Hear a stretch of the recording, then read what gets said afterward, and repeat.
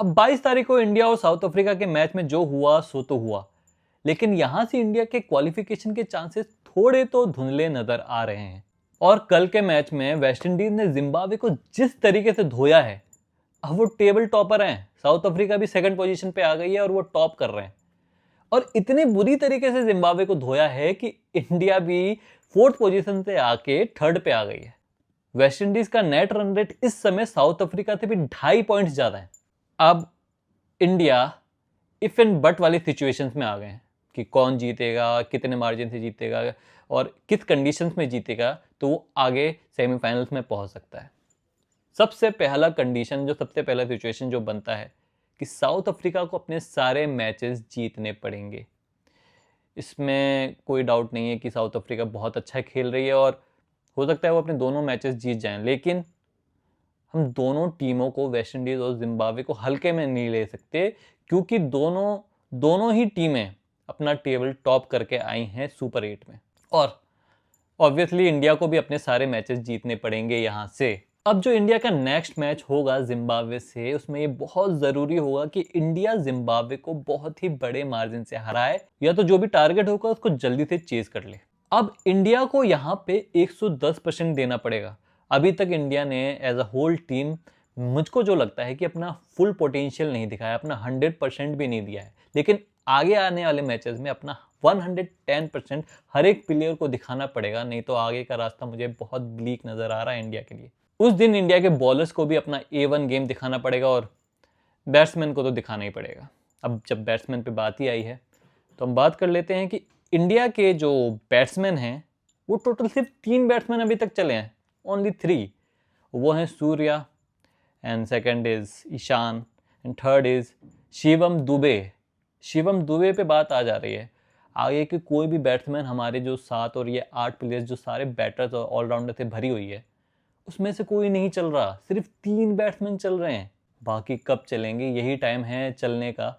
बहुत, और मैं तो ये मानता हूँ कि साउथ अफ्रीका ने बहुत ही अच्छे टाइम पे इंडिया को झटका दिया है, ताकि वो अपनी नींद से उठें और अपना फुल पोटेंशियल के साथ आएँ और अगले मैच में 100% दें, अपना 110% दें और वेस्ट इंडीज और जिम्बाब्वे को अच्छी तरीके से, अच्छी मार्जिन से हराए, ताकि उनका रास्ता क्लियरली नेक्स्ट राउंड की ओर पहुँचें। और मैं सच बताऊं, मैं एज ए इंडियन ये बात नहीं कह रहा, मुझे अभी भी इंडिया के चांसेस वेस्ट इंडीज़ से ज़्यादा लगते हैं।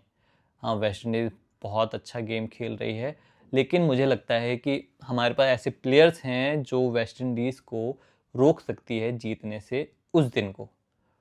बट ये भी विश करना पड़ेगा कि साउथ अफ्रीका भी वेस्ट इंडीज़ को रोक ले, तो ये ना हो कि जिम्बाब्वे कहीं वेस्ट इंडीज़ को हरा दे। T20 में कुछ भी हो सकता है, बट हमें तो अच्छा से सोचना है। तो नेक्स्ट कंडीशन, इंडिया के लिए मुझे एक और पॉइंट बहुत ही फेवरेबल लग रहा है कि इंडिया का जो आखिरी मैच है, जो मतलब सुपर 8 का जो आखिरी मैच है, वो इंडिया और वेस्ट इंडीज़ के बीच में है।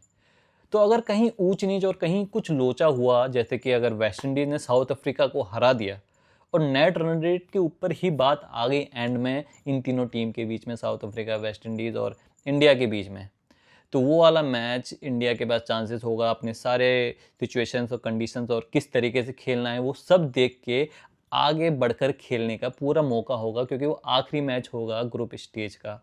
तो it was a very crucial match I think, अगर वेस्ट इंडीज साउथ अफ्रीका को हरा देती है तो।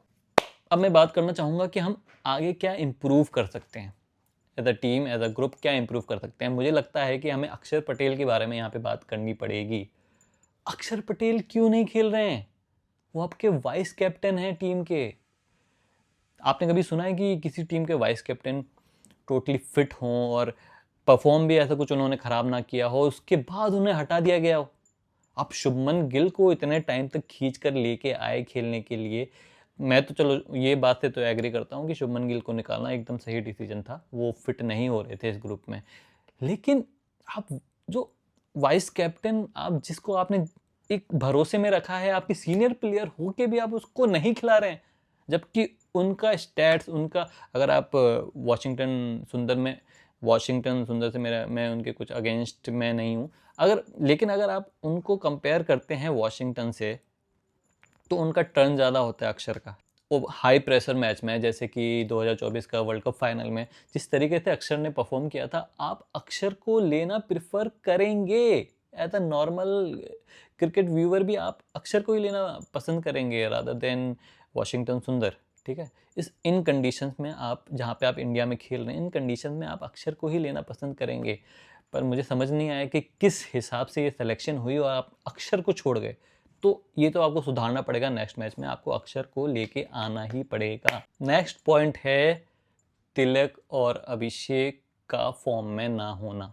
अगर हम इनको रिप्लेस करना चाहें संजू सैमसन से, ठीक है, गौर से सुना मेरी बात, अगर हम इनको रिप्लेस करना चाहें संजू सैमसन से, अभिषेक की जगह संजू सैमसन, सही बताऊं तो मुझे नहीं लगता कि संजू सैमसन अभिषेक की जगह आनी चाहिए, क्योंकि अभिषेक यार नंबर 1 प्लेयर है T20 का, इंडिया का ही नहीं मतलब वर्ल्ड का, ठीक है, आईसीसी का टॉप प्लेयर है T20 का। तो मेरे ख्याल से संजू अभिषेक की जगह तो नहीं आने चाहिए।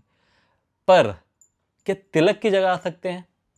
मुझे लगता है कि ये जो 2 गेम हैं, इन 2 गेम के लिए आप संजू को ट्राई कर सकते हैं।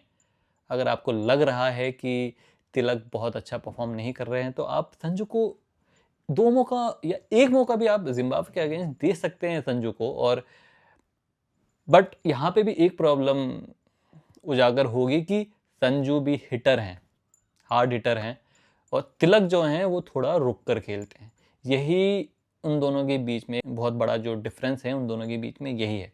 और यही चीज़ उन दोनों के सिलेक्शन पे भी डिपेंड करेगी कि किसको लिया जाए। पर मैं चाहूँगा कि संजू को एक चांस तो मिले किसी एक मैच में, इन 2 मैच में से किसी एक मैच में संजू को मौका देके दिया जा सकता है।